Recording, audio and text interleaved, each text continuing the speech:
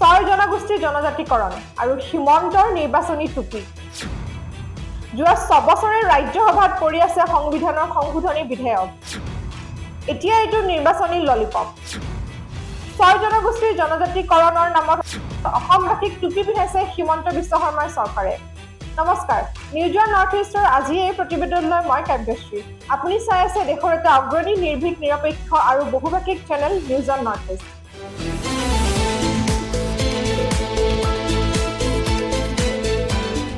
ছয় জনগোষ্ঠীক জনজাতিকৰণৰ সন্দৰ্ভত বিধানসভাত দাখিল কৰা মন্ত্ৰী গোটৰ প্ৰতিবেদক এক প্ৰশাসন বুলিহে দাবী কৰিছে অসম জাতীয় পৰিষদে সোমবাৰে অজাপৰ সভাপতি লুৰিণজ্যোতি গগৈয়ে এই বিষয়ক লৈ সংবাদমেল সম্বোধন কৰে তেওঁ কয় যোৱা 6 বছৰে ৰাজ্যসভাত পৰি আছে সংবিধানৰ সংশোধনী বিধেয়ক এতিয়া এইটো নিৰ্বাচনী ললিপপ ছয় জনগোষ্ঠীৰ জনজাতিকৰণৰ নামত অসমবাসীক টুপি পিন্ধাইছে হিমন্ত বিশ্ব শৰ্মাৰ চৰকাৰে অজাপৰ নেতাগৰাকীয়ে কয় মন্ত্ৰী গোটৰ প্ৰতিবেদন দাখিল কৰি ছয় জনগোষ্ঠীৰ জনজাতিকৰণৰ পথ মুকলি হ'ল আৰু শীঘ্ৰেই জনজাতিকৰণ হৈ যাব বুলি ৰাজ্য চৰকাৰে দাবী কৰিছে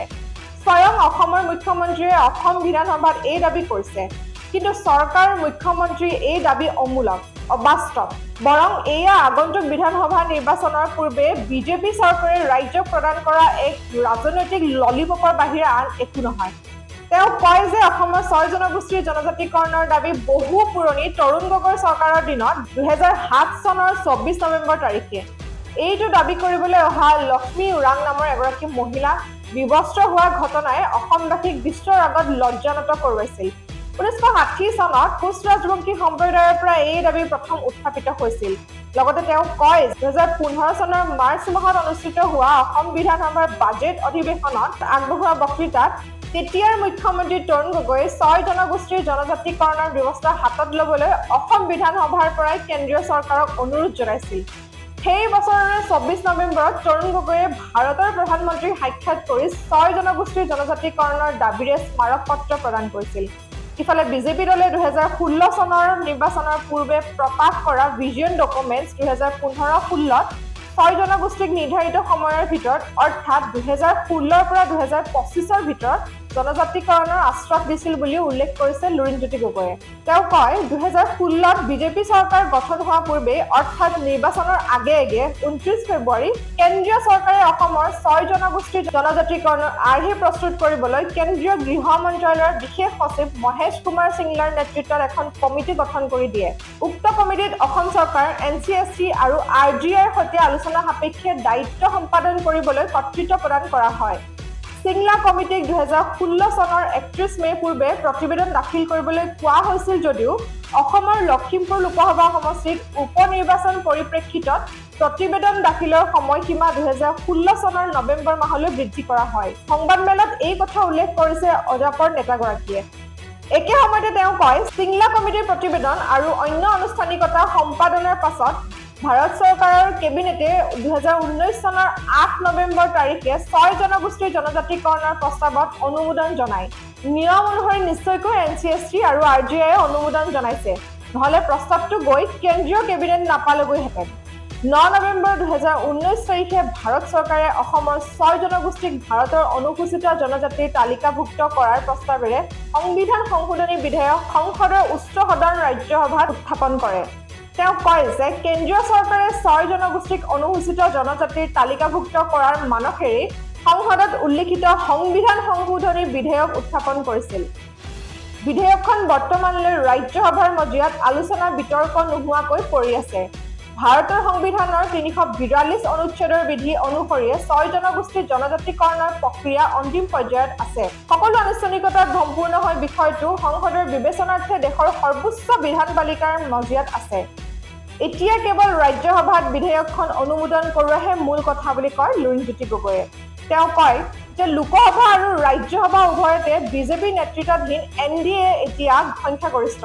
গতিকে বিধেয়কখন অনুমোদন কৰোৱাটো বিজেপিৰ বাবে সাধাৰণ কথা কিন্তু তাৰ পিছতো বিজেপি দলে ছয় জনগোষ্ঠীৰ জনজাতিকৰণৰ বিধেয়কখন সংসদত অনুমোদন নকৰোৱাই পুনৰ অসম চৰকাৰৰ দ্বাৰা মন্ত্ৰী গোট গঠন কৰি বিধানসভাত দাখিল কৰোৱাটো সমগ্ৰ বিষয়টো শূন্যৰ পৰা আৰম্ভ কৰা অৰ্থ কি এইটোহে দুৰ্বোধ্য হাতৰ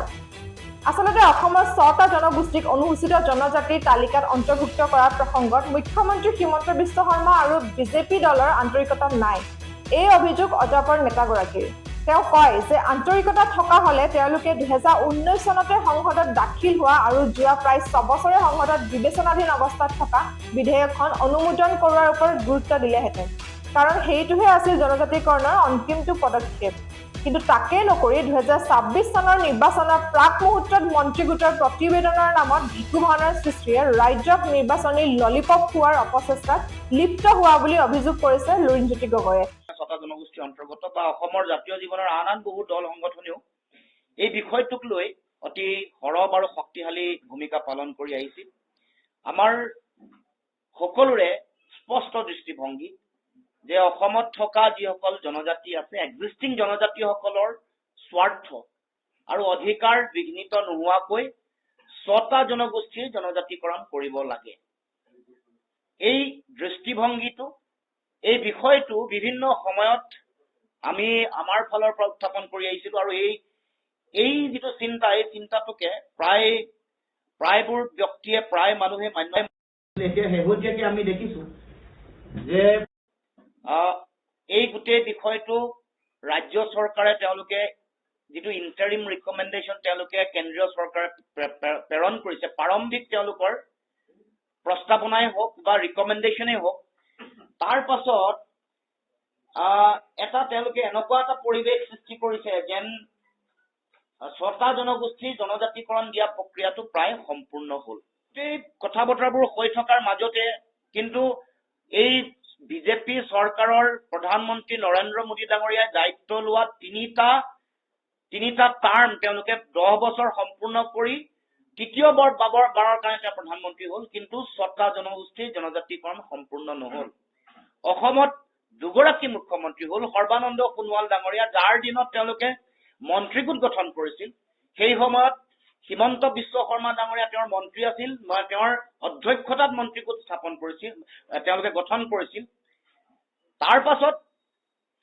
হিমন্ত বিশ্ব শৰ্মা মুখ্যমন্ত্ৰী হ'ল, ৰণোজ পেগুৰ অধ্যক্ষতাত মন্ত্ৰীগোট গঠন কৰিছিল। আমি দেখিবলৈ পাইছো যে 10টা বছৰ সম্পূৰ্ণ হবলৈ আৰু 3টা মাহ বাকী আছে। এই 3-4 মাহ বাকী থকা অৱস্থাত তেওঁলোকে মন্ত্ৰীগোটৰ প্ৰতিবেদন প্ৰেৰণ কৰা গোটেই কথাটোৱে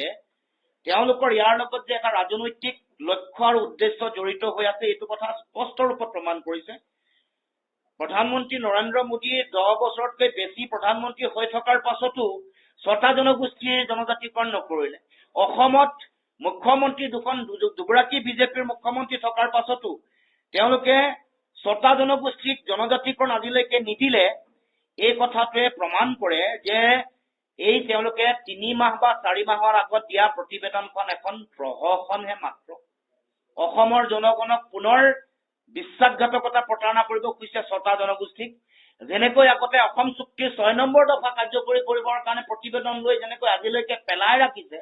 কেন্দ্ৰীয় যুটীয়া সচিবগৰাকী যিগৰাকী সদস্য সচিব আছিলে, সেইগৰাকীয়ে স্বাক্ষৰ নকৰাকে যেনেকৈ অসম চুক্তিৰ 6 নম্বৰ দফা কাৰ্যকৰী নকৰিলে, তেনেকৈ এইবাৰো নিৰ্বাচনৰ বৈতৰণি পাৰ হবৰ কাৰণে 6টা জনগোষ্ঠীক চূড়ান্তভাৱে বিশ্বাসঘাতকতা প্ৰতাৰণা কৰি এইখন কেৱল মাত্ৰ নিৰ্বাচনী ললিপপ হিচাপে ব্যৱহাৰ কৰিব বিচাৰে। কাৰণ 2014 চনৰ লোকসভা নিৰ্বাচনৰ আগতো যেতিয়া প্ৰধানমন্ত্ৰী নৰেন্দ্ৰ মোদী ডাঙৰীয়া সেই সময়ত প্ৰধানমন্ত্ৰী প্ৰাৰ্থী আছিল, 2016 চনৰ বিধানসভা নিৰ্বাচনৰ আগত অসমত যেতিয়া ভিজন ডকুমেণ্ট বনাইছিল, 2016 পৰা 2025লৈকে তেওঁলোকৰ যিখন ভিজন ডকুমেণ্ট হৈছিল, তাতো এই কথাটো জনজাতিকৰণ দিয়াৰ প্ৰতিশ্ৰুতিৰ কথা কেন্দ্ৰ চৰকাৰে, ৰাজ্য চৰকাৰে সজোৰে উত্থাপন কৰিছিল। আৰু আমি দেখিছো যে বিগত সময়ছোৱাত ৰাজ্যসভাত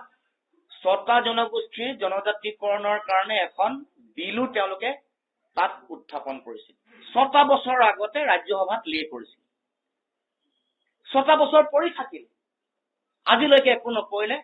তাৰ আগৰ পৰিক্ৰমা কৰিব খুজিছো। তাৰ আগত কি কৰিছিলে, কংগ্ৰেছ চৰকাৰ যেতিয়া আছিল, এখন তেওঁলোকৰ যিখন 2019 চনৰ যিখন বিল আছিলে, এইখন the constitution schedule tribes order amendment bill 2019 এইখন বিল তেওঁলোকে লে কৰিছে। তাৰমানে আমি ধৰি লৈছো যে মই কোৱা যিমানবোৰ ক্ৰাইটেৰিয়াবোৰ ফুলফিল হৈছে। ক্ৰাইটেৰিয়াবোৰ ফুলফিল নোহোৱাকে এখন বিললে এই পৰ্যায়লৈকে যাব নোৱাৰে। সংসদীয় সচিবালয়লৈ যোৱাৰ পাছত এখন বিল যেতিয়া লে হয়,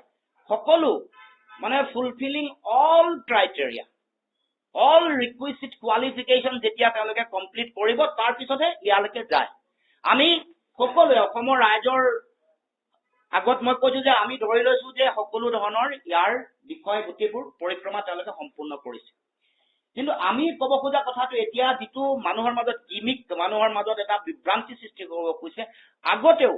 আগতেও ট্ৰাইবেল জনজাতি পৰিক্ৰমা মন্ত্ৰী যেতিয়া আছিলে জুৱেল ওৰাম, তেতিয়া